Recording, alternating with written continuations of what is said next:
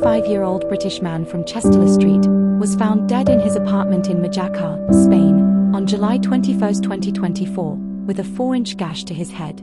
Spanish authorities initially ruled his death as a pulmonary embolism, but his family raised serious concerns after discovering that his phone, cash, and designer sunglasses were missing. CCTV footage reportedly showed 3 men fleeing the scene, and Brett's mother, Sandra Adams, received a silent call from his phone hours after he was declared dead. Believing Brett was murdered, his family launched a campaign for justice, including a memorial walk in Majorca, a GoFundMe for legal costs, and repeated appeals to Spanish authorities for transparency. Despite inconclusive forensic results from a UK autopsy, the investigation remains open, and the family continues to demand accountability and a full investigation into the circumstances surrounding his death.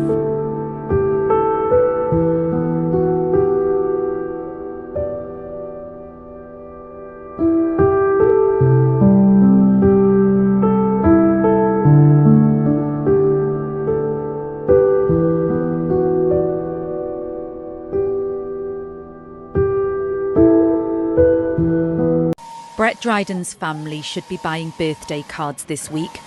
He would have been 36 on Friday. Instead, they're taking these posters to Spain. Brett was found dead in his home there last July. It's the last thing I do on this plane. I'll fight for justice, because I know if it was me, he would do the same. I'm in my own personal hell every day. I dread a night time, because that's where I'm no good. I try to function during the day, but as soon as I'm winding my day down, I'm struggling massively, really badly. And then I go to bed and I wake up in the middle of the night and I'm just inconsolable. Brett had lived in Majorca for 5 years and ran a cannabis club, which are legal in Spain.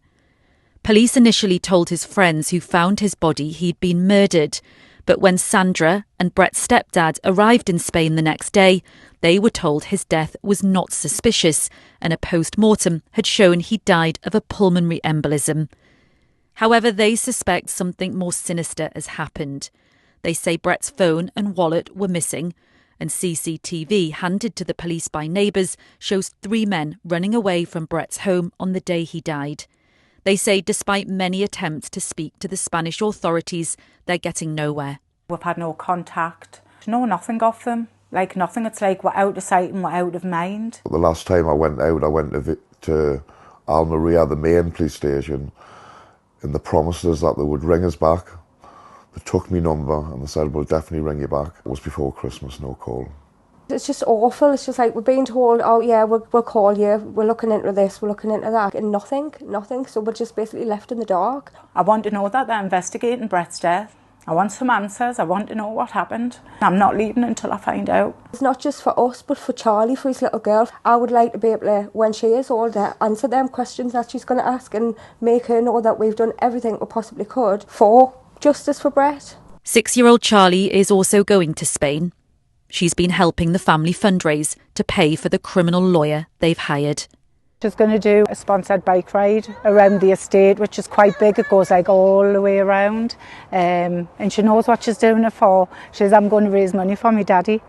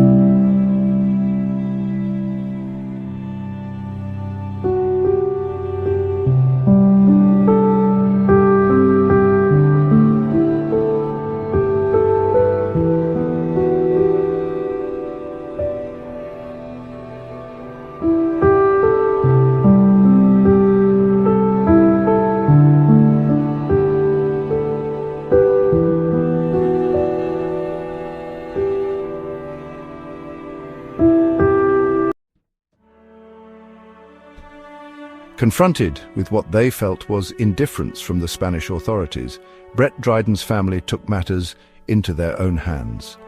They made the difficult decision to repatriate his body to the United Kingdom, to seek a second independent autopsy.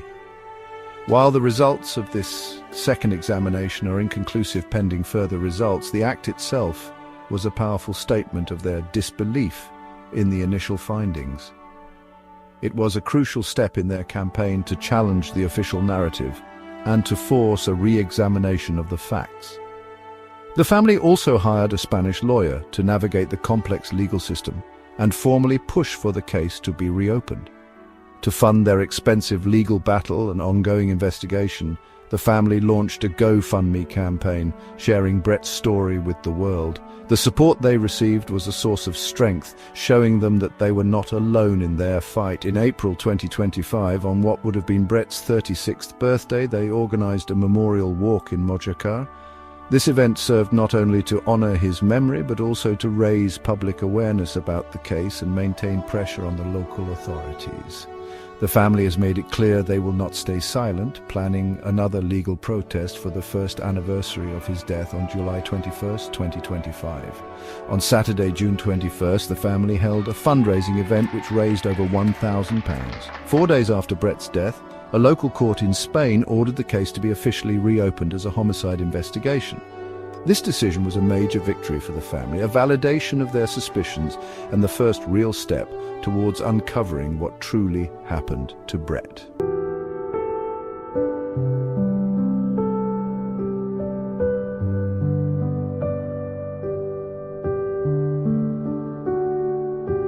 On July 21, 2024, 35-year-old British citizen Brett Dryden was found dead in his apartment in Mojácar, Spain.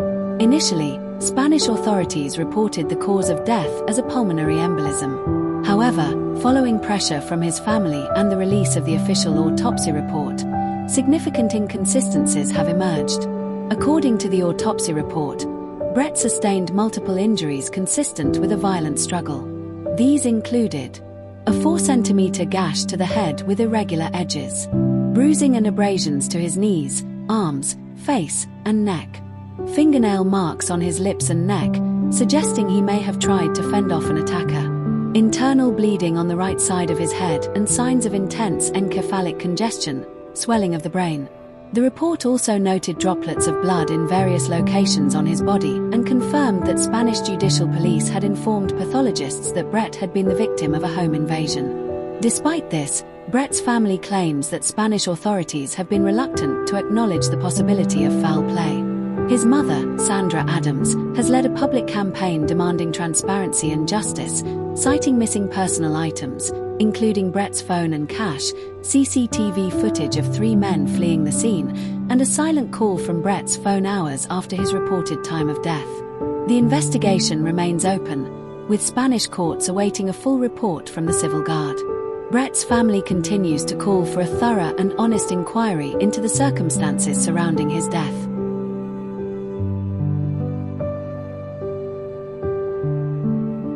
It's strange how quiet the world becomes when something shatters inside you.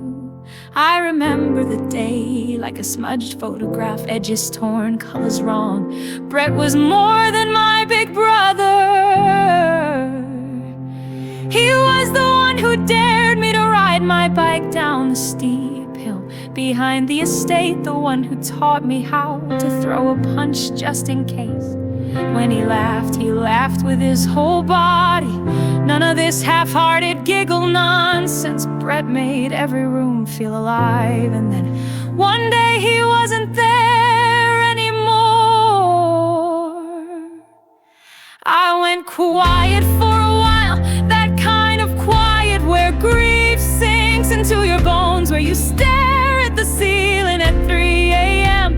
because the world is so unfair, so wrong, and you're too tired to fight it, but too furious to sleep. But eventually I did what Brett would have done. I stood up, I started asking questions, filing letters, contacting journalists, lawyers, anyone who listened. I made noise, I learned how justice isn't always about courtrooms or about telling the truth loudly.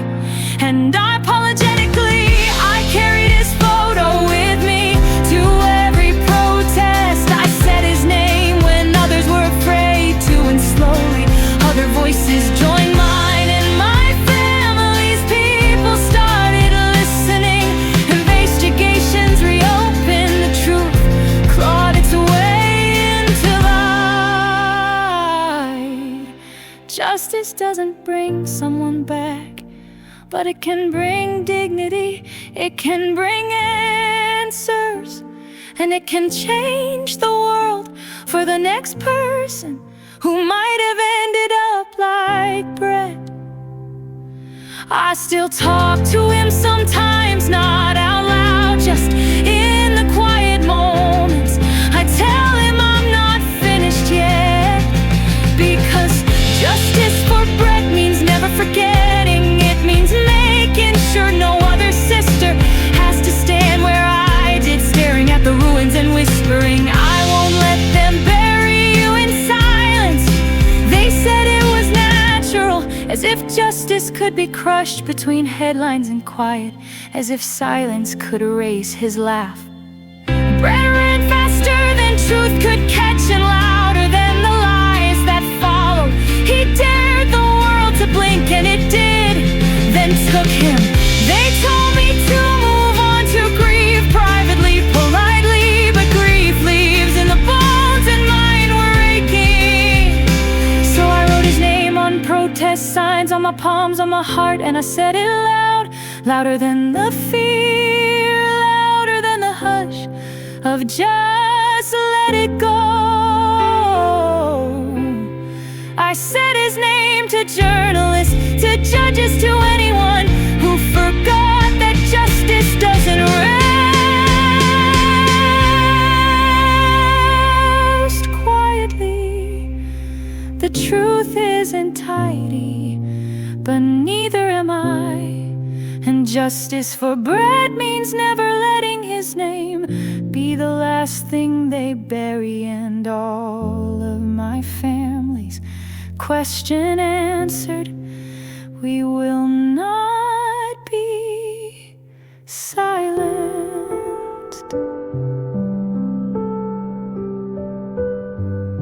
We want to extend our heartfelt thanks to every single person who has supported the fight for justice for our beloved Brett. Your donations, messages of solidarity, and public sharing of Brett's story have given our family the strength to keep going in the face of unimaginable pain. Your compassion has not only helped fund vital legal and forensic efforts, but it has also shown us, and the world, that Brett's life mattered, and that truth must be pursued, no matter how long or difficult the road. But our work is far from over. We are still seeking answers. We are still demanding accountability. And we are still relying on the kindness and strength of this incredible community. If you are able to, we humbly ask you to continue donating, sharing, and standing with us. Every contribution, no matter how small, brings us one step closer to the justice Brett deserves. From the bottom of our hearts, thank you. With love, justice for Brett Dryden.